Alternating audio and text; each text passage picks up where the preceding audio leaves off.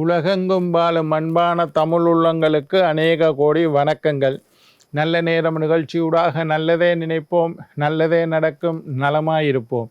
இன்றைய தினம் 28ஆம் தேதி 5ஆம் மாதம் 2026 குருவாசரம் என்று சொல்லக்கூடிய வியாழக்கிழமை, பராபவ வருஷம் வைகாசி மாதம் 14ஆம் நாள், துவாதசி திதி, மரண யோகம், சித்திரை நட்சத்திரம்.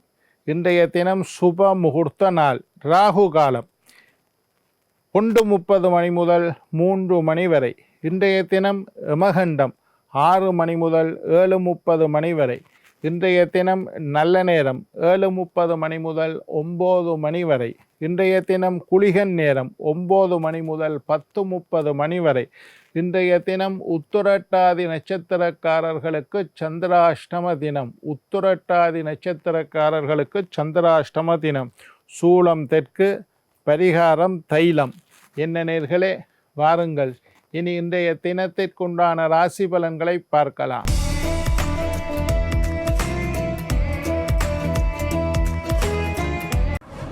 மேஷம் அன்பு, ரிஷபம் வெற்றி, மிதுனம் இரக்கம், கடகம் மேன்மை, சிம்மம் ஆதரவு, கன்னி பொறாமை, துலாம் செலவு, விருச்சிகம் நன்மை, தனுசு நற்செயல், மகரம் போட்டி, கும்பம் ஆக்கம், மீனம் நற்சொல். ஆன்மீக தகவல் பகுதியில் தொடர்ந்து உங்களை சந்தித்து வருவதில் மட்டற்ற மகிழ்ச்சி அடைகின்றேன். ஒவ்வொரு நாளும் ஒவ்வொரு புதிய அற்புதமான ஆன்மீக தகவல்களை உங்களோட பகிர்ந்து கொள்ளிருக்கிறோம். அந்த வகையில் இன்றைய தினமும் சில நல்ல விஷயங்களை உங்களோட பகிர்ந்து கொள்ளலாம் என்று காத்திருக்கிறேன்.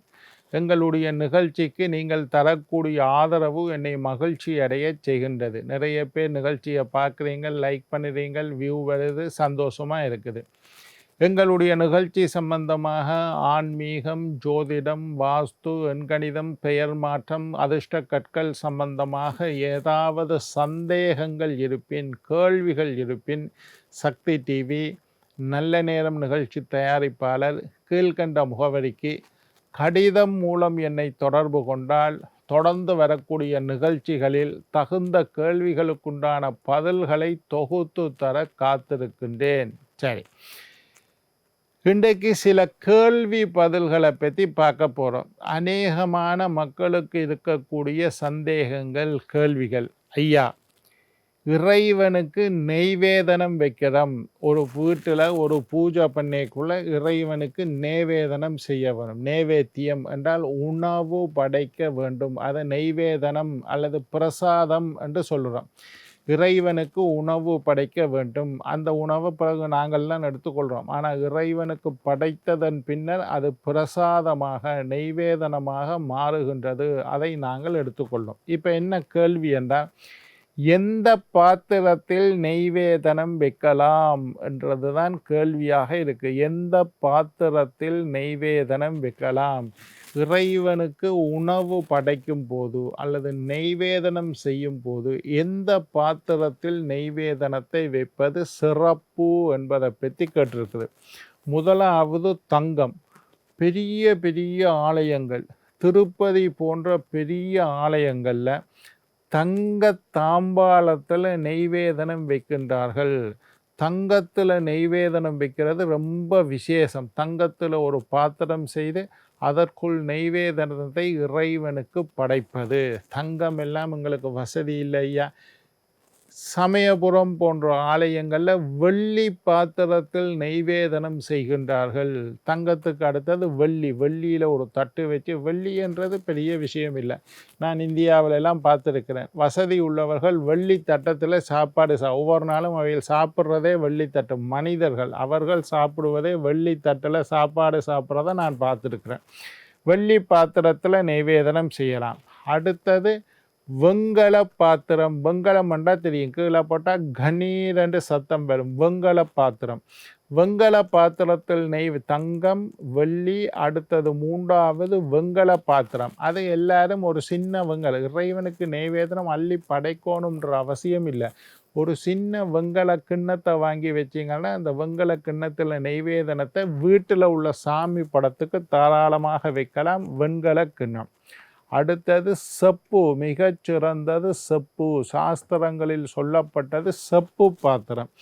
செப்பு பாத்திரங்களில் நெய்வேதனம் வைக்கலாம். செம்பு அல்லது செப்பு பாத்திரம்னு சொல்லுவோம். அது ஹப்பர் என்று சொல்லுவோம். அதில் ஒரு சின்ன கிண்ணத்தையோ ஒரு சின்ன செப்பு தட்டையோ வாங்கி வச்சிங்கன்னா வீட்டில் ஒவ்வொரு நாளும் சாமி படத்துக்கு அந்த செப்பு பாத்திரத்தில் நெய்வேதனம் வைக்கலாம். அல்லது ஒரு கிண்ணத்தில் தண்ணி ஊற்றி வைக்கலாம். அது செப்பு கிண்ணத்தில் தண்ணி ஊற்றி வைக்கலாம். ரொம்ப விசேஷம்.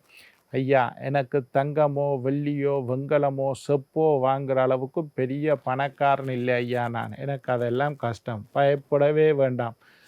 மண் பாத்திரத்தில் நெய்வேதனம் செய்யலாம். மண் சட்டி, சாதாரணமாக மலிவு, எல்லாத்துலேயும் மலிவு மண் சட்டி. ஒரு மண் சட்டியில் தாராளம், எந்த ஒரு தவறும் அல்ல. மண் பாத்திரத்தில் நெய்வேதனம் வைக்கலாம். அதுவும் இல்லையா, வாழை இலை, வாழைப்பழம் நாங்கள் சாப்பிட்ற வாழை மரம், வாழை இலையில் நெய்வேத்தியம் வைக்கலாம். தாமரை இலையில் நெய்வேத்தியம் வைக்கலாம். பலாசம் இலை, பலாச மரம் இருந்தால் ரொம்ப விசேஷம். பலாசம் இலையில் நைவேத்தியம் வைக்கலாம். தாமரை இலை, தாமரை இலை தெரியும், நல்ல தட்டு மாதிரி பெருசாக இருக்கும், நைவேதனம் வைக்கலாம். வாழை இலையில் நெய்வேதனம் வைக்கலாம். இதில் ஒன்றுள்ள நெய்வேதனத்தை இறைவனுக்கு படைப்பது ரொம்ப விசேஷம். வெத்திலையில் வைக்கக்கூடாது. இதில் எது கூடாது என்றால் இரும்பு, எவர் சில்வர். சில்வர் என்றது ஒரு இரும்பு. அதனால் பூஜையில் எந்த விஷயத்திலும் சில்வர் பாத்திரங்களை பாவிக்க கூடாது என்று எங்களோட தர்மசாஸ்திரம் சொல்லுது.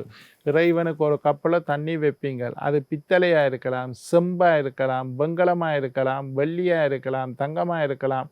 ஆனால் அந்த கிண்ணம் சில்வர் கிண்ணத்தை உபயோகப்படுத்தாதீர்கள். சில்வர் கூடாது என்று சாஸ்திரம் சொல்லுது. சில்வர் இரும்பு. இரும்பு பாத்திரமும் சில்வர் பாத்திரமும் இறைவனுக்கு நெய்வேதனம் வைக்கவோ தண்ணீர் வைக்கவோ முடிந்த அளவு பயன்படுத்தாதீர்கள். ஒரு மண் பாத்திரத்தில் வச்சா கூட நல்லது. சரி, அது ஒரு விஷயம். இப்போ அதுக்கு கேள்விக்கு இதுதான் பதில். கற்பூர தீபம் காண்பிப்பது எப்படி என்று ஒரு அம்மா கேட்டிருக்கிறார். கற்பூரம், இறைவனுக்கு கற்பூரம் காமிக்கிறமே, அதை எப்படி காமிக்க வேண்டும் என்று கேட்டிருக்கார். முதலாவது 16 வகையான உபச்சாரங்களை இறைவனுக்கு செய்ய வேண்டும். பாத்தியம், அர்க்கியம், ஆச்சபன்யம், தூபம், தீபம், நெய்வேத்தியம், இந்த மாதிரி 16 வகையான உபச்சாரங்கள். அதை சொல்கிறது சோடச உபச்சாரங்கள். சோடச உபச்சாரம் சோடசம்ண்டா 16. சோடச உபச்சாரங்களை இறைவனுக்கு செய்ய வேண்டும். 16 வகையான உபச்சாரங்களை இறைவனுக்கு செய்ய வேண்டும். அந்த 16ல் ஒன்றுதான் கற்பூரம் காண்பிப்பது. கற்பூர தீபம் காண்பிப்பது 16 வகையான உபச்சாரங்களில் ஒன்று. இறைவனுக்கு கற்பூர தீபத்தை காண்பிப்பது. அதை எப்படி காண்பிக்கணும்னு காட்டுறது. முதல்ல வலது கையால் காட்ட வேண்டும். 2 கை இருக்குது எங்களுக்கு, அதில் வலது கையினால் காட்ட வேண்டும். ரெண்டாவது வலப்புறமாக சுற்றி, வலது கை பக்கமாக சுற்றி காண்பிக்க வேண்டும். சில பேர் இப்படி காண்பிப்பினும், இடது பக்கம் சுற்றி, அது தவறு.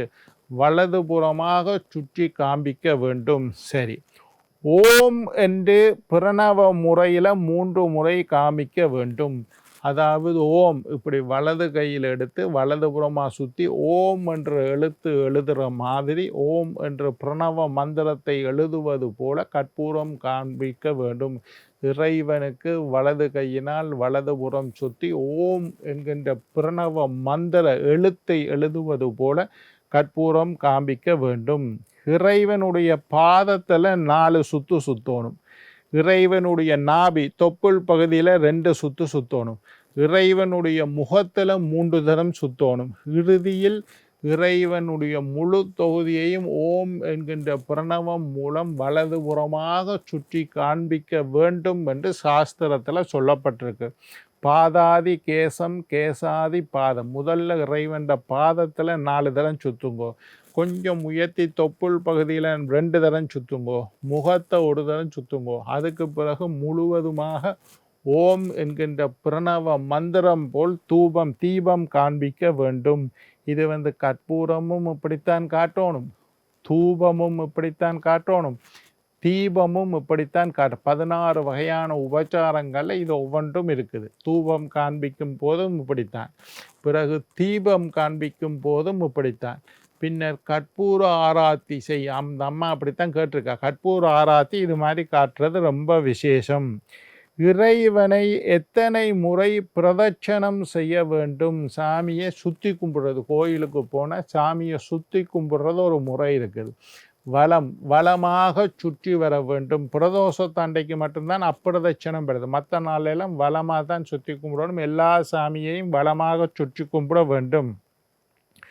பிரதட்சணம் செய்யும் போது மன ஒருமைப்பாட்டுடன் கதைகளை பேசிக்கொண்டு, பக்கத்து வீட்டு கதைகளை எல்லாம் பேசிக்கொண்டு, ஊர் கதைகளை பேசிக்கொண்டு பிரதட்சணம் செய்யக்கூடாது. பிரதட்சணம் செய்யும் போது, சுற்றி கும்பிடும் போது மன ஒருமைப்பாட்டுடன் மனசு எல்லாம் ஒரு நிலைப்படுத்தி இறைவனுடைய சிந்தனை செய்து, இறைவனுடைய நாமங்களை ஜபித்து கொண்டு, இறைவனை பற்றியே சிந்தனை செய்து கொண்டு ஒரு மனதுடன் பிரதட்சணம் செய்ய வேண்டும். சுற்றி கும்பிடைக்குள்ள கண்டிப்பாக பேசக்கூடாது. பேசிக்கொண்டு சுற்றி கும்பிடுவதில் பலனில்லை. பேச்சில்லாமல் ஒரு மனதுடன் நிறை மாத கர்ப்பிணியை போல் 10 மாதம் நிறைந்த நிறை மாத கர்ப்பிணி எப்படி நடப்பாள் அந்த மாதிரி மெல்ல மெல்ல மெல்லமாக நடந்து பக்குவமாக சுற்றி கும்பிட வேண்டும். ஆலயத்தை பிரதட்சணம் செய்கிறது இதுதான் முறை. என்ன நேயர்களே, நாளை மற்றொரு நிகழ்ச்சியில் உங்களை சந்திக்கும் வரை உங்களிடம் விடைபெறுவது உங்கள் ஜோதிட சித்தர் டாக்டர் ராஜராஜ குருக்கள்.